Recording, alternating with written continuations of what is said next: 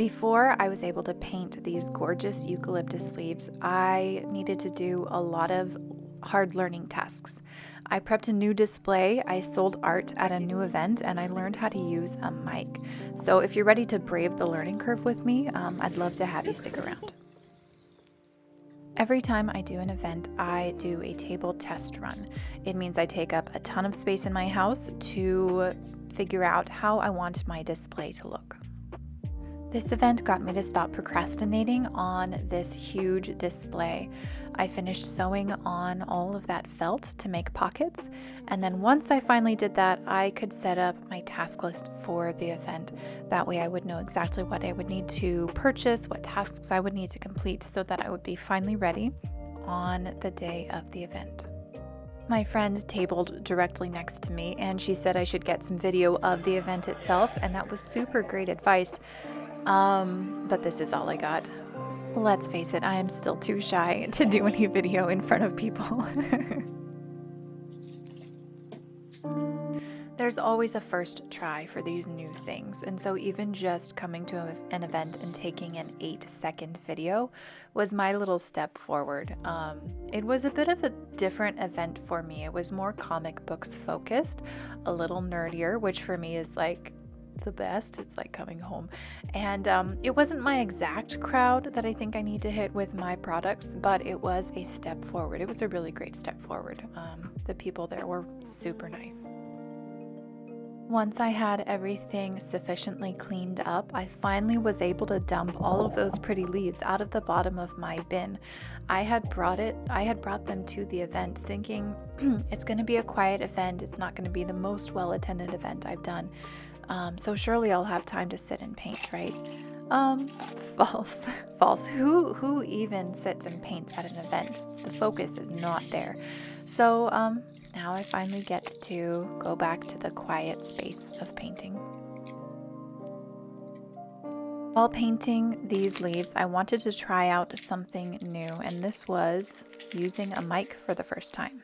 I've put up with bad sound quality for a while, mainly because I didn't want to put in the cost. I didn't want extra overhead associated with buying more equipment, especially not if I wasn't sure if I was going to keep making YouTube videos. Well, here I am, 40 plus videos later, and yeah, it's time. It was definitely time.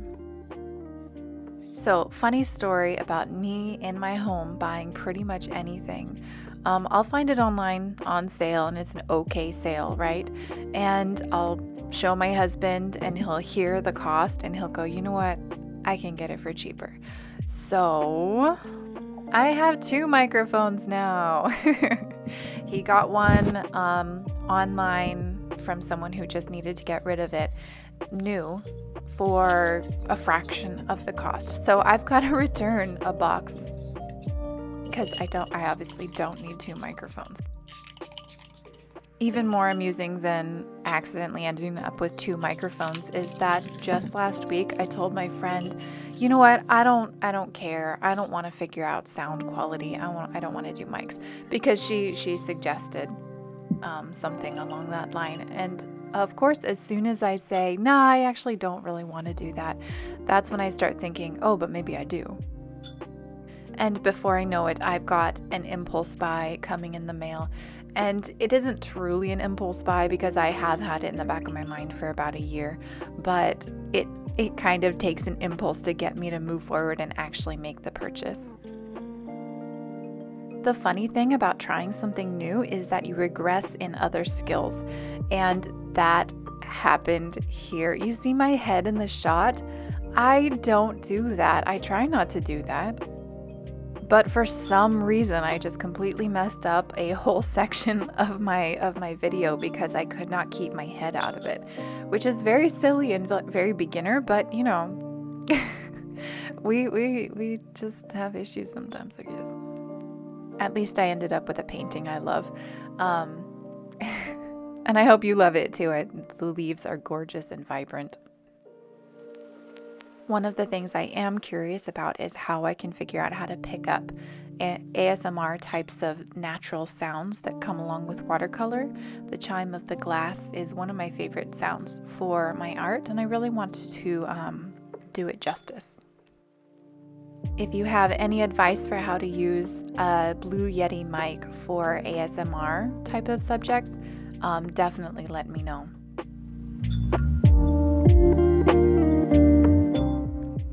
Besides the awkwardness of having new things to learn, new things to figure out, I really loved painting these leaves. They were the stable part of the process because I know how it goes. I do my little pencil lines. They're nice and soft. You can barely see them in the video. I paint a few layers of my watercolor on top, and then I bring in some clean lines to tie it all together. And at the end of the day, it's really simple and it's really beautiful. I am considering doing a video with just an extended version of me painting these leaves. The sound quality that I got on the sounds in these clips is not the most amazing thing, but I was wondering if I take this microphone out in the morning when the birds are going crazy and just add that to the video. I wonder if it could be something really nice and really peaceful. So little things to try out and play with, especially as I figure out the settings on this thing. The settings are simple, but I don't know exactly what they all do yet and what the ramifications are of the gain or the, I don't know, whatever else. You can tell I'm super research and practice already. Yeah, it'll be great practice, and I think it'll be really nice to listen to. So if you'd be into that, let me know, add a comment, and I'm definitely going to be trying out different things for a while just to see how I can play with it.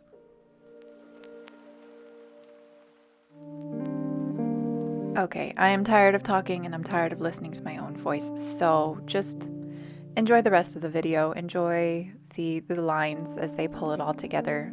I really love this part of the process. So enjoy, subscribe, like, please comment. Let me know if you have advice for the mic or if you have any interest in ASMR type stuff for watercolor. And I'll see you around.